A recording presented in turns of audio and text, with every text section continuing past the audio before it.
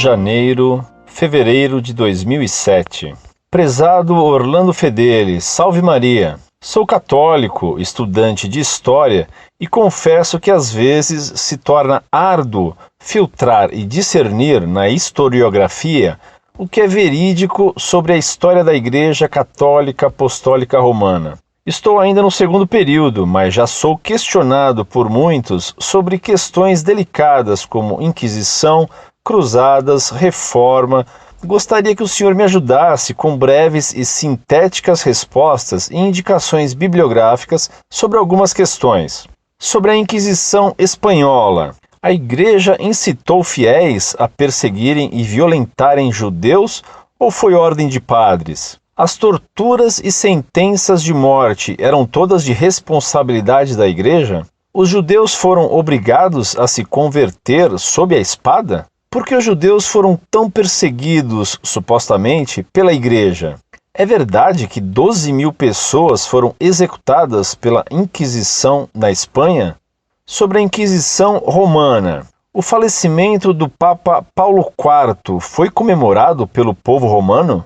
Somente livros aprovados pela Igreja poderiam ser publicados? Como funcionou o Index? A Igreja condenava e perseguia estudos sobre anatomia e a ciência na Universidade de Pádua? Quando existiam os estados papais, o Papa era infalível como governante dos estados ou somente como vigário de Cristo no governo da Igreja? O Santo Ofício da Inquisição raptava crianças judias nos estados papais? Pio IX adotou uma criança judia secretamente batizada ao catolicismo, Edgardo Mortara. O senhor pode me falar algo sobre esse caso? Houve mesmo uma papisa que deu à luz um filho no meio de Roma? Houve venda de indulgências? Essas são apenas algumas das muitas dúvidas que tenho a respeito do assunto. Se essas perguntas já foram exatamente respondidas, perdoe-me, peço que me indique o link com as respostas. Parabenizo ao senhor e toda a equipe pelo trabalho no site e agradeço desde já a vossa atenção. Abraços fraternos.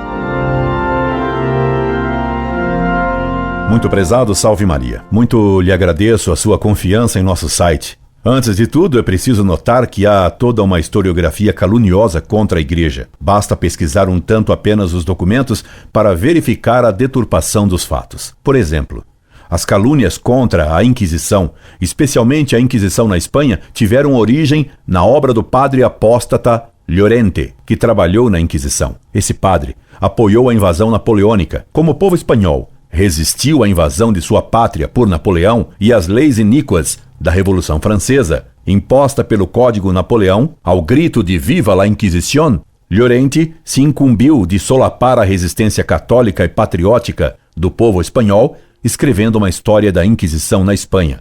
História falsificada e totalmente caluniosa. E o que prova a má-fé do autor é que ele queimou os arquivos da Inquisição para que não se desmascarassem suas calúnias. A Igreja sempre protegeu os judeus e é mentira que os obrigou a se tornarem católicos pela força. Obrigar alguém a se batizar é cometer um horrível sacrilégio. No batismo, o padre pergunta se a pessoa quer ser batizada. Se houve quem cometesse esse sacrilégio, isso não significa que a Igreja mandasse ou aprovasse esse absurdo. O Papa Paulo IV, Gian Pietro Carrafa, era muito violento, embora fosse zeloso. Ele foi inimigo duro de Santo Inácio. Se o povo romano festejou a sua morte, talvez tenha sido pela dureza excessiva desse Papa.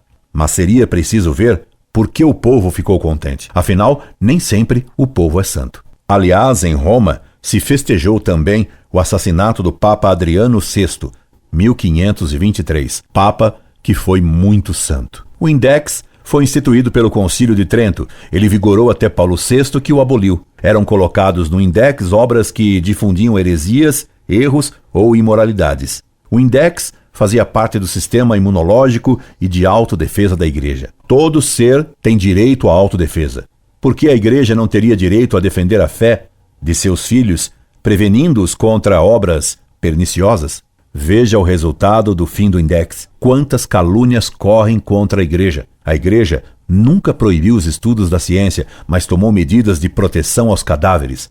No Renascimento, muitos faziam sortilégios usando cadáveres. Aliás, esta semana ainda se noticiaram crimes desse tipo no Brasil. O Papa só é infalível quando trata de fé e moral, ensinando com o poder de Pedro a toda a Igreja. O Papa não é infalível quando, por exemplo, trata de economia. O Santo Ofício nunca mandou raptar crianças judias. Isso é uma calúnia e uma besteira. Como é uma estupidez falar em venda de indulgência. Quando alguém disser isso, pergunte o que é indulgência. E você verá que a pessoa nem sabe o que ela é. O caso Mortara foi causado por uma empregada católica que trabalhava numa casa de judeus, o que a igreja proibia, e você logo verá o porquê.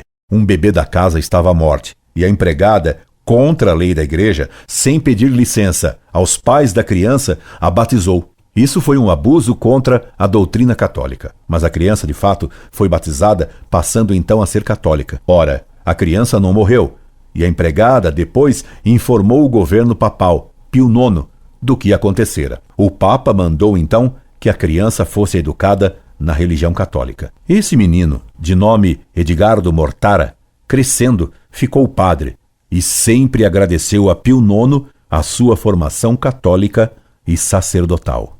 Incorde Jesus Semper, Orlando Fedeli.